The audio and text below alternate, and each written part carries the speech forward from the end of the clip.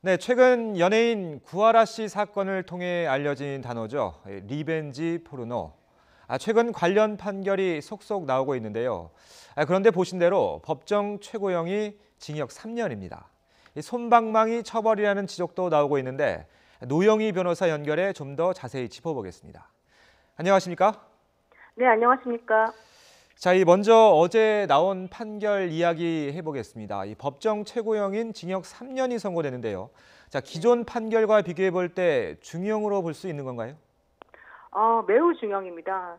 최근 6년간 불법 촬영과 관련한 범죄의 1심 판결 유형을 살펴보면 그동안에 실형이 선고된 비율은 8.7%밖에 되지 않고요. 벌금형이 55%, 집행유예가 27.8% 정도였거든요.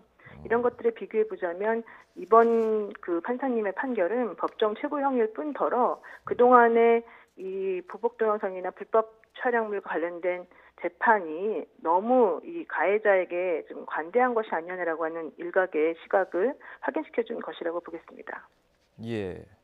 자, 이런 경우엔 대부분 성폭력 처벌 특례법이 적용되는 건가요? 네, 그렇습니다. 성폭력 범죄의 처벌에 관한 특례법 14조에 나와 있는 건데요.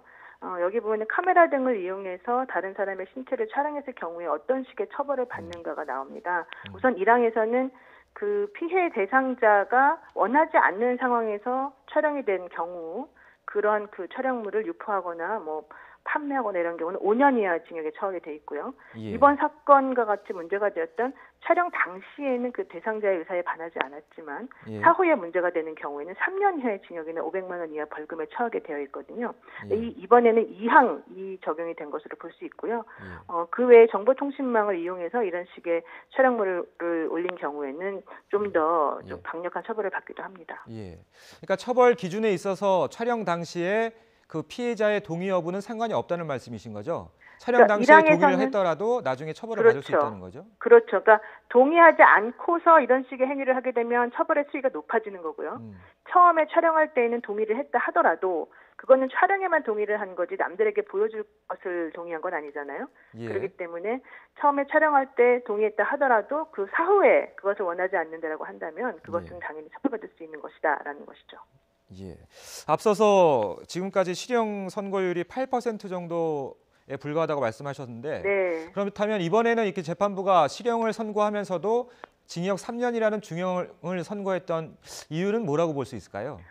우선 기본적으로 이 징역 3년이라고 하는 형 자체가 매우 약하다라고 하는 인식이 깔려 있는 거고요. 두 번째로는 이러한 불법 촬영물로 인해서 피해자가 겪는 고통이 상당히 심각하다는 것입니다.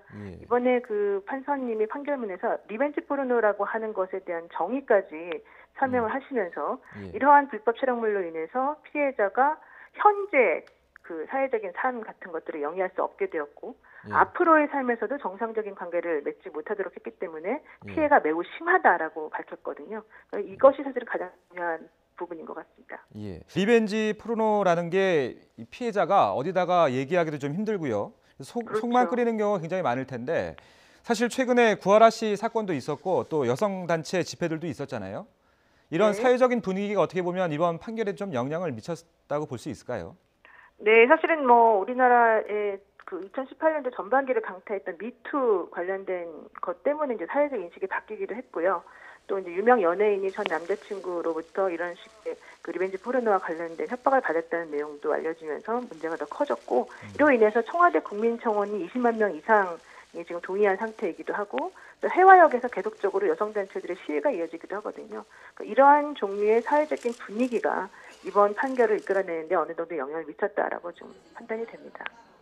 예. 자, 이거 관련해서 대검찰청이 사건 처리 기준을 새로 만들었다고 하던데 변호사님도 좀 들은 이야기가 있으십니까?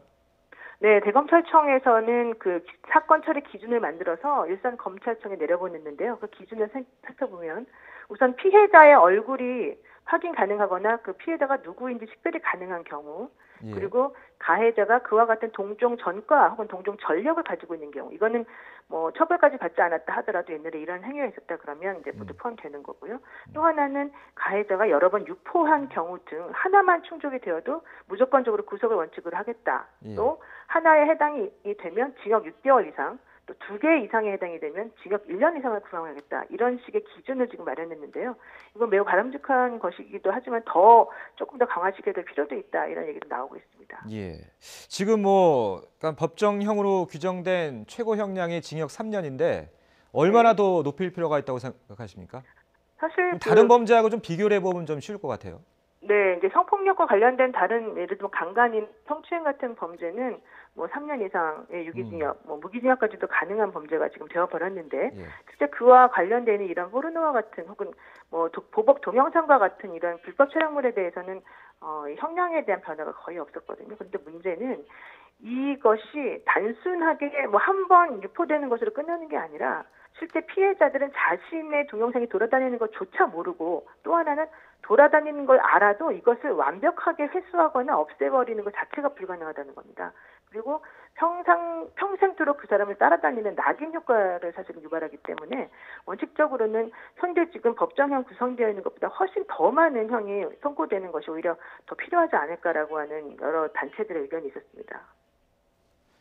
네, 지금까지 노영희 변호사와 리벤지 포르노와 관련된 이야기 나눠봤습니다. 오늘 말씀 고맙습니다. 네, 고맙습니다.